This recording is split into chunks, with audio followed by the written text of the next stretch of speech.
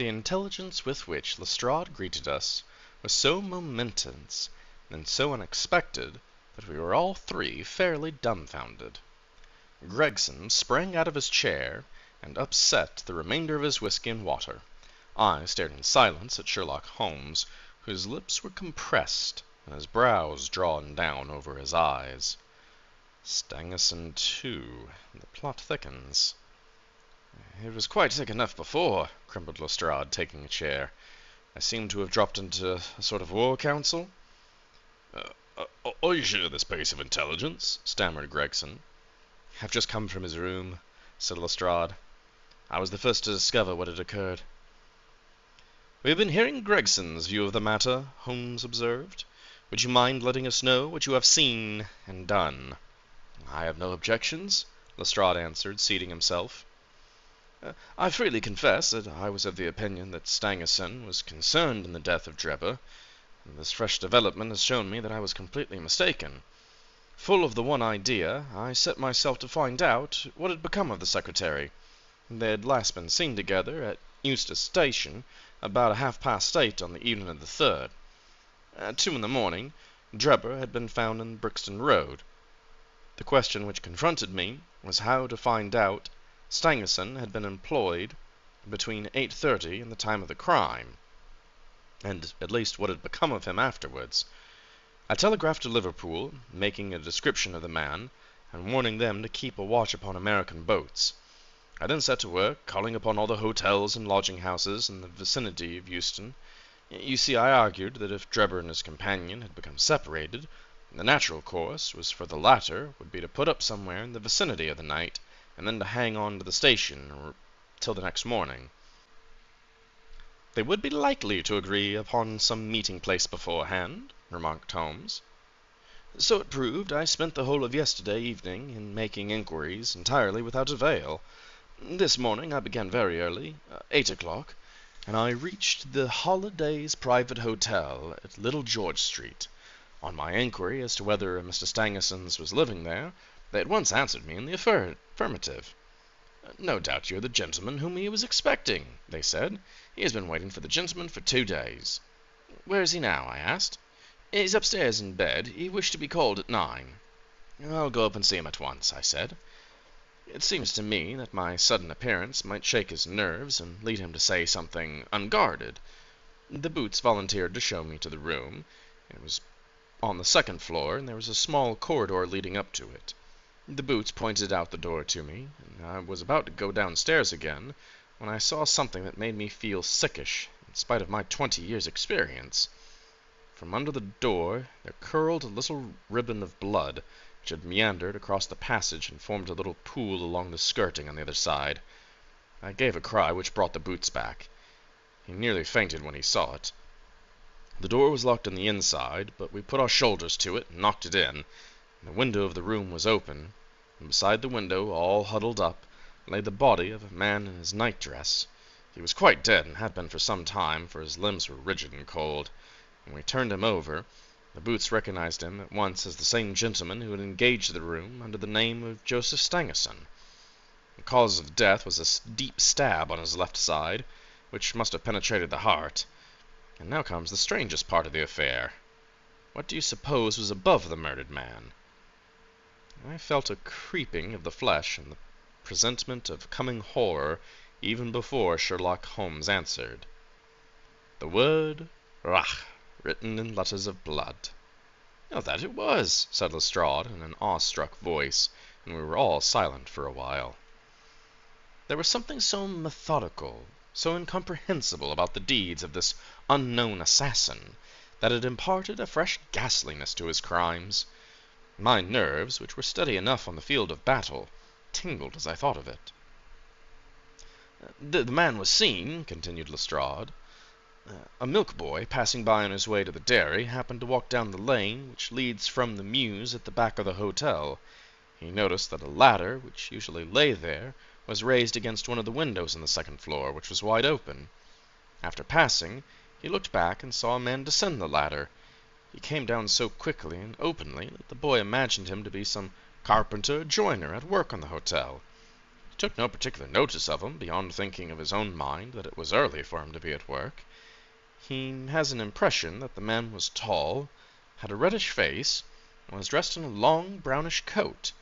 He must have stayed in the room some little time after the murder, for he found blood-stained water in the basin where he had washed his hands, and the marks on the sheets where he had deliberately wiped his knife. I glanced at Holmes on hearing the description of the murder, which tallied so exactly with his own. There was, however, no trace of exultation or satisfaction upon his face. "Did you find nothing in the room which could furnish a clue to the murderer?" he asked. "Oh, nothing, sir. Stangerson had Drebber's purse in his pocket, but it seems that was the usual, as he did all the paying. There was £80 odd in it, but nothing had been taken. Whatever the motives of these extraordinary crimes, robbery is certainly not one of them.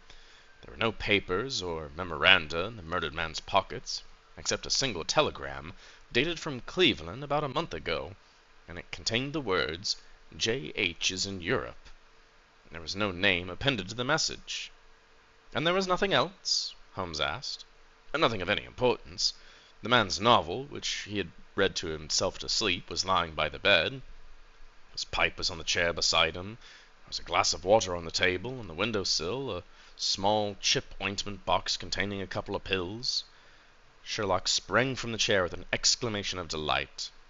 "The last link!" he cried exultantly. "My case is complete." The two detectives stared at him in amazement. "I have now in my hands," my companion said confidently, "all the threads which have formed such a tangle.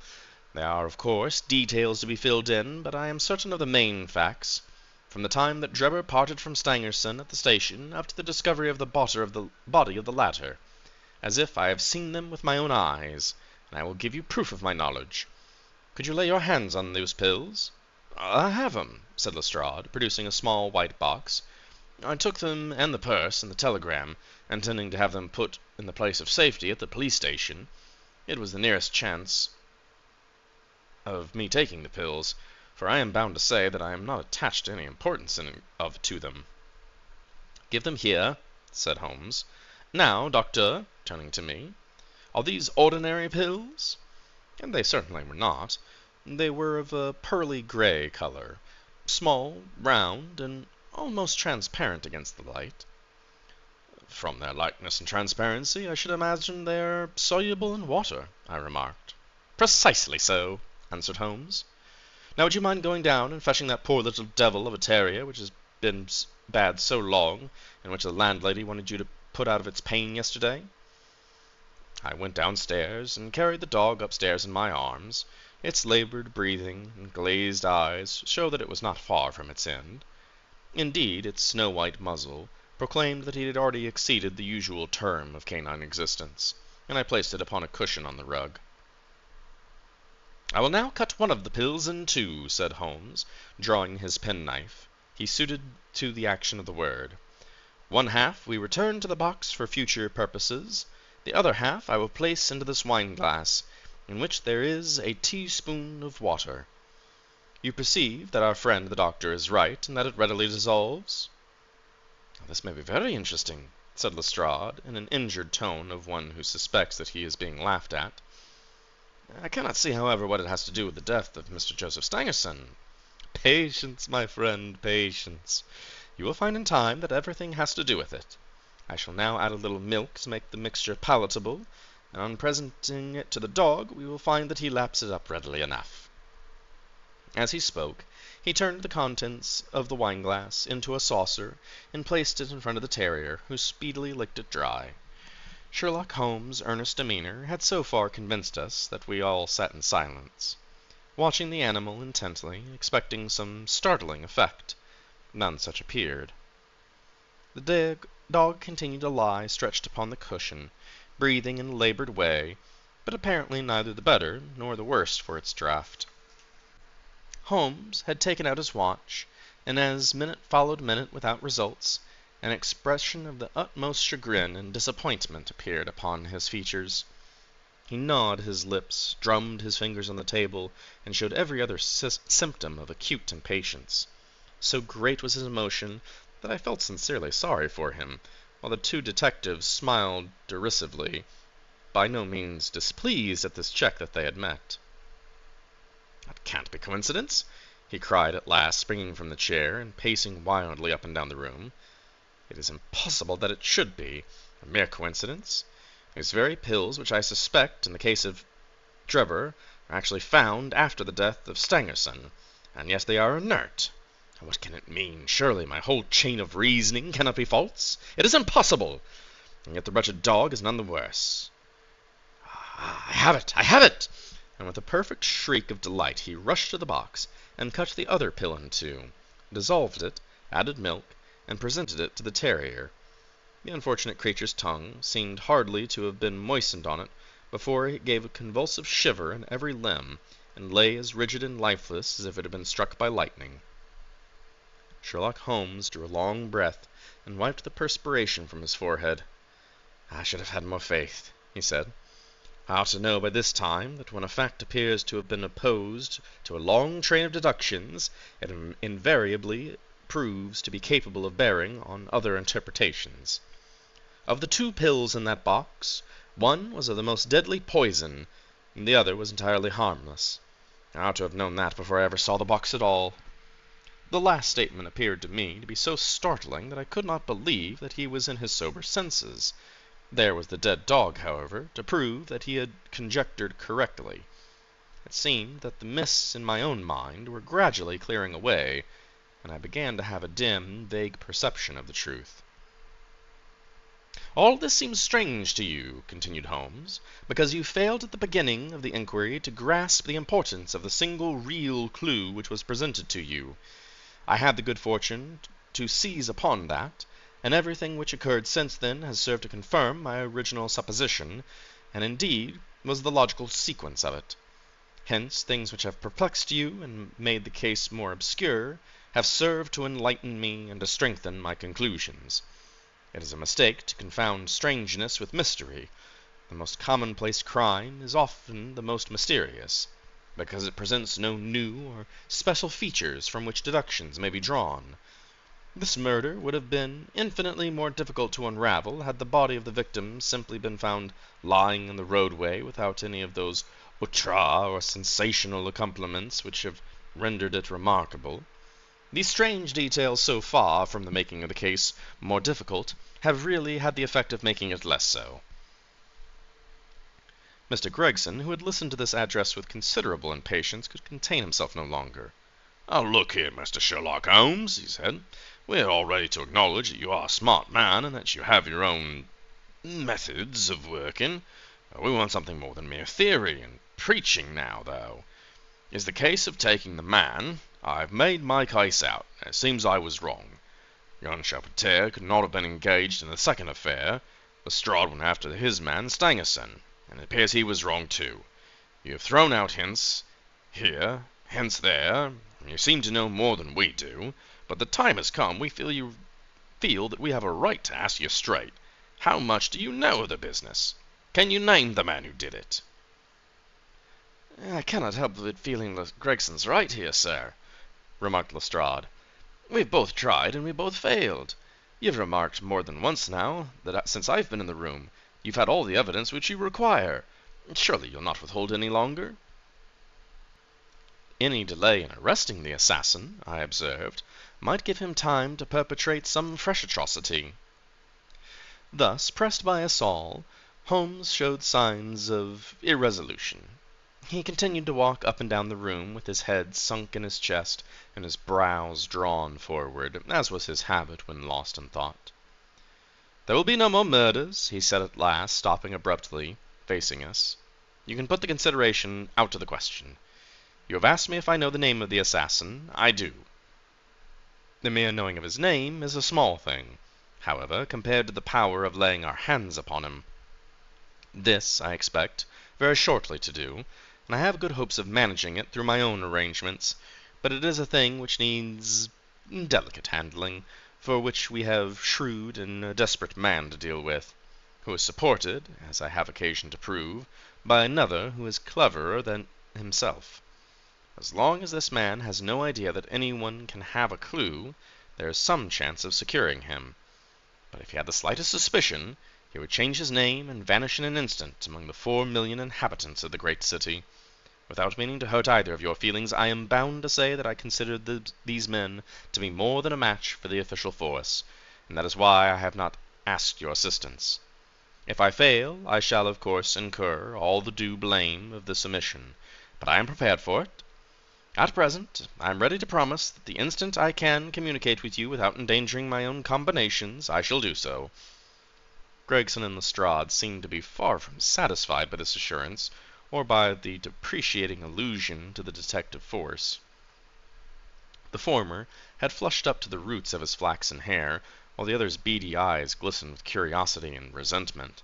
Neither of them had time to speak, however, before there was a tap at the door, and the spokesman of the street Arabs, young Wiggins, introduced his insignificant and unsavory person. "Please, sir," he said, touching his forelock, "I have the cab downstairs." "Good boy," said Holmes, blandly. "Why don't you introduce this pattern at Scotland Yard?" he continued, taking a pair of steel handcuffs from a drawer. "See how beautifully the spring works. They fasten in an instant." "The old pattern's good enough," remarked Lestrade, "if only we can find the man to put them on." Very good," said Holmes, smiling. "The cabman may as well help me with my boxes. Just ask him to step up, Wiggins." I was surprised to find my companion speaking as though he were about to set out on a journey, since he had not said anything to me about it. There was a small portmanteau in the room, and he had pulled out and began to scrape. He was busily engaged at it when the cabman entered the room. "Just give me a help with this buckle, cabman," he said, kneeling over his task, and never turning his head. The fellow came forward with a somewhat sullen, defiant air, put down his hands to assist. In an instant there was a sharp click, a jangling of metal, and Sherlock Holmes sprang to his feet again. "Gentlemen," he cried, with flashing eyes, "let me introduce you to Mr. Joseph Hope, the murderer of Enoch Drebber and Joseph Stangerson." The whole thing occurred in a moment. So quickly I had no time to realize it. I have a vivid recollection of that instant, of Holmes' triumphant expression and the ring of his voice, of the cabman's dazed, savage face as he glared at the glittering handcuffs which appeared as if by magic upon his wrists. For a second or two we might have been a group of statues. Then, with an inarticulate roar of fury, the prisoner wrenched himself free of Holmes' grasp and hurled himself through the window. Woodwork and glass gave way before him, before he got quite through. Gregson, Lestrade, and Holmes sprang upon him like so many staghounds. He was dragged back into the room, and then commenced a terrific conflict. So powerful and so fierce was he that the four of us were shaken off again and again. He appeared to have the convulsive strength of a man in an epileptic fit. His face and hands were terribly mangled by the passage through the glass, but the loss of blood had no effect in diminishing his resistance. It was not until Lestrade succeeded in getting his hand inside his neckcloth and half strangling him that we made him realize that his struggles were of no avail, and even then we felt no security until we had pinioned his feet as well as his hands. And that done, we rose to our feet, breathless and panting. "We have his cab," said Sherlock Holmes. "It will serve to take him to Scotland Yard. And now, gentlemen," he continued with a pleasant smile, "we have reached the end of our little mystery, and you are very welcome to put any questions that you like to me now, and there is no danger that I will refuse to answer them."